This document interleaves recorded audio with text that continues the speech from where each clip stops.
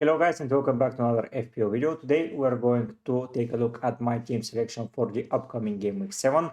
First of all, let's see how I did in Game Week 6. Spoiler alert, it doesn't look good. So in my team, I had several returns to be fair. So Robinson returned, Rogers returned, and Boomer returned, and Havertz returned. We can say that Saka also returned, but it's the same as Smith-Rowe. So I'm counting both them combined as one return, but still not enough. I don't have a double-digit player into my team, and that speaks for itself. Henderson, once again, really disappointing from Palace. Like, they did the only good thing against Manchester United, and that's saying a lot. Like, against the bigger sides, they got the best points, while compared to the weaker sides, like Everton and Leicester, when I expected at least one clean sheet in both of those fixtures, they are doing awfully. He had zero saves for the whole game, so his performance wasn't amazing. Gabriel, what can I say? They conceded from 0.32 two goals, and he lost the points. To be fair, I was expecting something of the sort, but taking a hit and bringing in Gabriel didn't pay off. If I went with Eina or Pau Torres, it would have been basically the same score, but without the hit. So yeah, I'm 4 points down there, to say the least.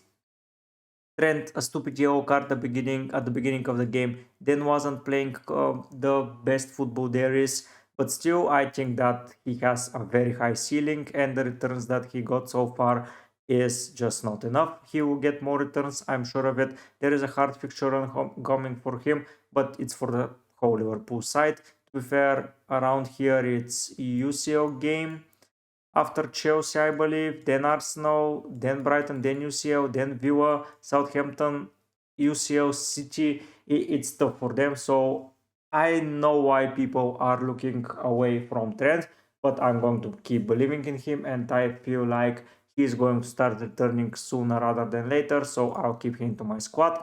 Robinson, the one of the highlights of my team. To be fair, it was between Robinson, Paul, or Aina to final as a final defender. And thankfully, I went with Robinson as I just thought that he might get an attacking return. He didn't, but he kept a clean sheet, and that's more than enough. In midfield, Eze, once again, a pretty disappointing week from him. Like, he is so underperforming. Like, it's becoming a meme that he is good, but not good enough. Like, what the hell, man? Please return. Not against Liverpool. I don't care about the returns against Liverpool, but please against Forest, against Spurs, against Wolves, Fulham, all of those teams, you can please return something. I'm not taking him out currently. His price is dropping further and further down. I'm not going to sell currently. And yeah, I'm keeping. Next up is Saka. He had a roller coaster of points, so he got an assist. Then the assist was taken out. Then he got 3 bonus points.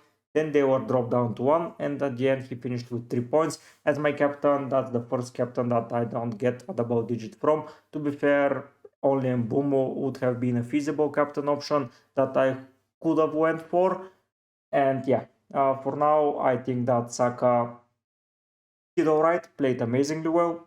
Returns are going to come, in my opinion. And Bumo, top 5 player in the league. What can I say? He's not going anywhere. The fixture run is becoming better and better. He's scoring goals for fun. Yes, he's overly exceeding his returns so far, but who cares when he returns those goals?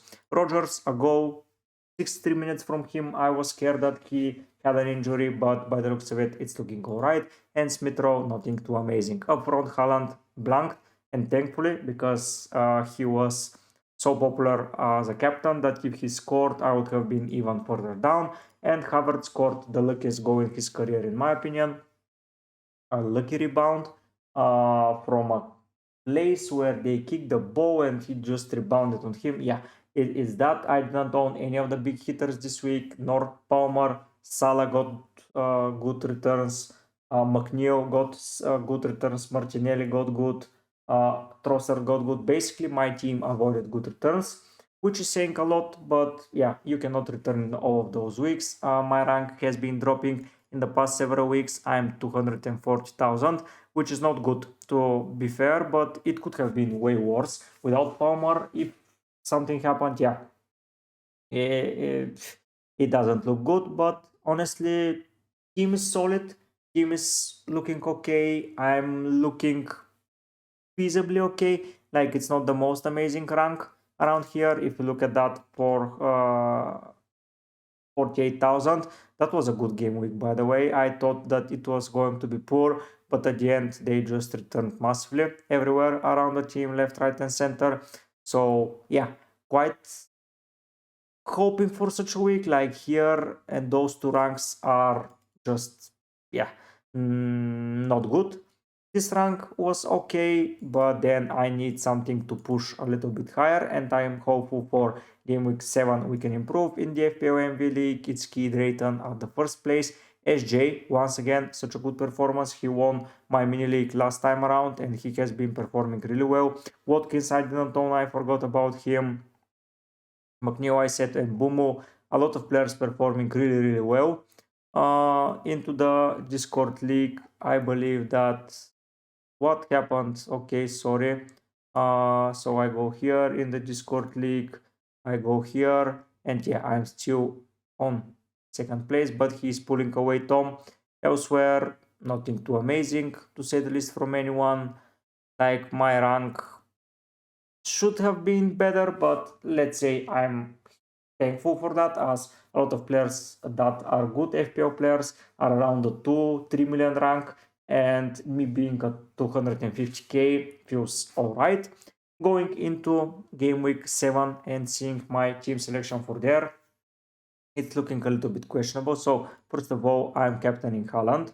Second of all, I'm taking Robinson out, and I'm switching him to last place. And third and final, I'm bringing in Vardy, and I'm taking out Smith Rowe. So that is going to be the team. It doesn't look good on paper because I'm avoiding several good of the fixtures. Like I own players from Liverpool and from Palace, Arsenal, okay. Brentford I got covered, but Leicester, yeah, I got covered as well. Man City, I'm not owning anyone in that game, not owning anyone in that game, not owning anyone in those two. So basically, once again, my game week is going to be decided on Saturday, and the early fixture is here. But regardless if the early fixture is there or not, Brighton Spurs is the game that can hurt me a lot. Chelsea Forest, so those two games can destroy my rank realistically. So basically, everything will be known at 5 o'clock in UK. I have Pau Torres and Rogers at home against Manchester United, so they can return. So that's at least better. But saying that, yeah, the team is not looking too amazing. I have players facing against each other. So really, I will be hoping for either a 0-0 or a massive destroyment. Like go from Trent and go from Eze. Like, yeah, that game week I knew that the goalkeeper was going to be questionable, to say the least. I can do some transfers and I can move some players around, but honestly, who am I moving around? The only player that I really, really don't like is Eze currently, but Eze can always perform against those sides, and selling him before fixtures like Forest, Spurs, Wolves, Fulham, it looks like a recipe for a disaster. Yes, in around game week 12, I will be selling him before a questionable fixture run, but then from 18 I would want him again, so it's a little bit tough with Crystal Palace. I knew that the keeper is not going to perform this week, then Forest, then Spurs. I think I can get some returns from him, at least a couple of saves from Henderson. It will be good. Let's hope Liverpool destroy them, but still I need those returns. Pau Torres against United is not ideal, but yeah, I prefer him way over Chelsea away and Manchester City away for my other defenders. For me, it's not worth going for a defender. Yes, I can go for Gvardio. Most probably I can sell anyone in the defense and just get Gvardio, but why though? Like, Fulham at home is good for Haaland. Yes, I can stack up, for example, on, yeah, let me think about double City. So yeah, I'm saving my team. As I already discussed, Saka against Southampton, I'm not captaining. I know that Southampton are conceding goals for fun, but yeah, I'm not going against Haaland this week. It's not worth it. And Mbumo against Wolves, Rogers against Manchester United, pretty solid in my opinion. Havertz is there. Vardy against Bournemouth, I'm hoping for a little bit of Vardy returns, and Haaland against Fulham. I feel pretty confident there. The issue now is Manchester City, if we go to the fixture difficulty rating and we take a look at it, Manchester City are having Fulham, Wolves, Southampton, Bournemouth, Brighton. Realistically, I cannot avoid their defense for long, if I have to be honest. So I might just pull the trigger and go for Rico Willis. If everything is alright, like if we go to FPL team and we copy, so it was no, it was, let me just copy it. It will be way easier. So let me see. So if I do it that way and I take out Robinson for Pau Torres, Pau has Fulham, so next week I'm most probably picking, no, I'm picking the, it doesn't matter who I'm picking realistically. Like I'll keep Robinson just because I think he's the better one. But if I captain this guy and move away this guy, I'm happy and I feel confident. And if I save Pau Torres and go for Rico Willis, I'm sorted here. So I have a solid defense. I have a Manchester City defender, which is going to be crucial in my opinion, not because they're going to keep a lot of clean sheets, but Rico Willis feels like a player that will be heavily involved. Like if Gundogan is benched, did Rico Willis play a lot of minutes?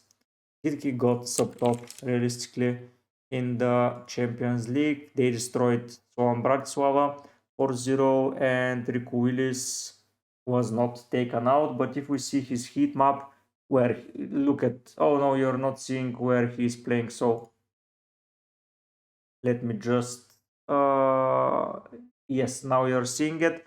So just look at where he plays, man. Like 2 of the games he's just an attacking player, and I feel like he is going to continue playing even if he doesn't play. For the weeks where he play, it's going to be massive in my opinion. Like he plays in midfield too well. Kovacic, was Kovacic here? So last time around they played against Newcastle and he played realistically with Kovacic.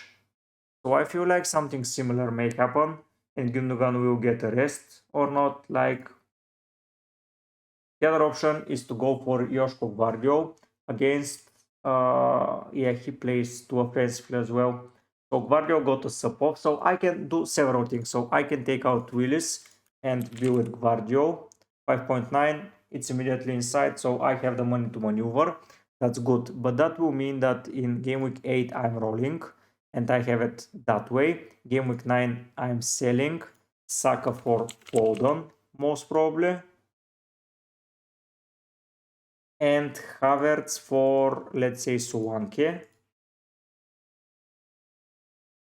And I'm good to go.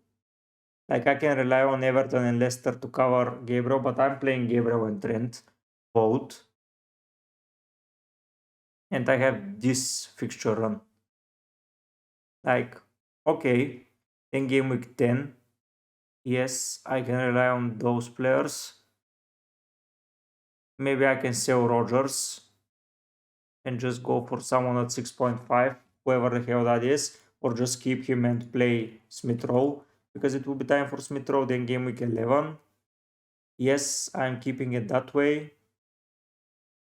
Maybe here I'll have to do a transfer for 1 week, and after this game, it's a clean run from my wildcard team. Yeah, I can sell the City triple up because it's going to get tricky.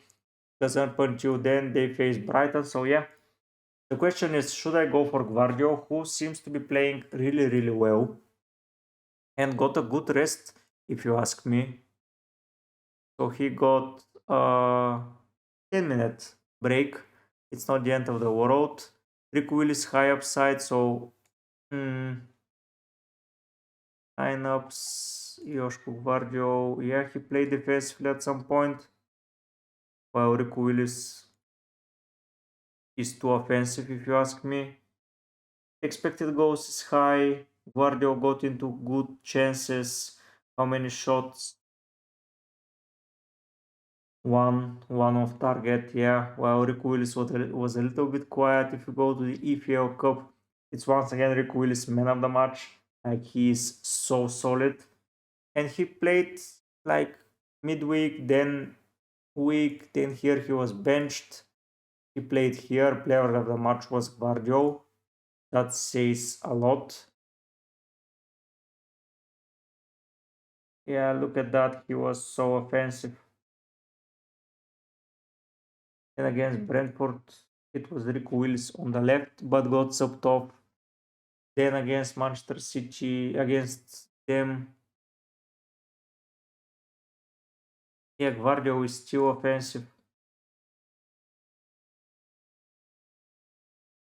But I might go for Rico Lewis. Yeah, I'll be most probably going for Rico Lewis in the transfer department and just do the 2 transfers. I can bench Gabriel against Liverpool. I can play Gabriel against Liverpool. It doesn't matter. I have Everton and Leicester on the bench realistically, so I can do that. But most probably it's Pau Torres out for Rico Lewis. I have the City double up. I have the Arsenal double up. I have a Liverpool Arsenal triple up and Liverpool player. Then I have Fulham, Brentford, Villa, solid teams. I don't own Chelsea. I might not own Chelsea for a while, but if Foden is not a regular, I can just go for here instead of Foden. I can do this and be with Palmer, but the money is not going to be enough. So Swanke will have to be someone else. Oh, but here I'm with Willis. So yeah. Okay, the money is there. Yeah, I can go for Palmer. So yeah, Willis enables Palmer. So that's a good thing. So yeah, most probably the thing I'm going to do is going to bring in Rico Willis instead of Pau Torres and play him for next week. And it's going to be that. Solid solid performance we'll be expecting the next 7 weeks, 6 to 7. Arsenal players, yeah, I will be sorted in defense. I'm not a fan of doing a defensive transfers, but realistically, offensive-wise, I'm not excited to bring anyone. Like if we go to the transfers and we go to midfielders, like Palmer is good. Let's not get for ourselves. Liverpool assets are good, but the fixture run is not there for them. Like it's not that amazing of a fixture run here only in 12. Is that easy? Then we look at McNeil. I'm not investing in Everton currently. Barnes is a little bit questionable, but no. Spurs are a little bit iffy, if you ask me. And then it's Gordon. Gordon is good if Isaac is out, but still, yeah, not my type of player. So yeah, it's most probably going to be Rico Willis. And that will be the update from my team. Thank you for watching. So here it's how it looks. Haaland captain, Saka vice, Pau Torres out for Rico Willis, and that's how my team is going to set up. It's not final, it's not confirmed yet. I'm going to confirm it, so maybe Friday night when we have all of the press conferences, because if someone is ruled out, I'm going to take care of him first if I cannot find a probable substitute from my bench. But yeah, enabling a second City player is going to be way too important for me. So yeah, guys, thank you for watching. Thank you for tuning in. I hope you are having a lot of fun, because I'm having it for sure. Yeah, all the good from me. Subscribe if you're new around here. Sorry for the red arrow. I will try to improve next week. Thank you for the support. Keep believing in me, as I will keep grinding my hardest. Join the channel or the community, however the way you feel like, and I hope to see you soon with way more FPL and UCL fantasy content. But for now, guys, I'll be heading out. Bye.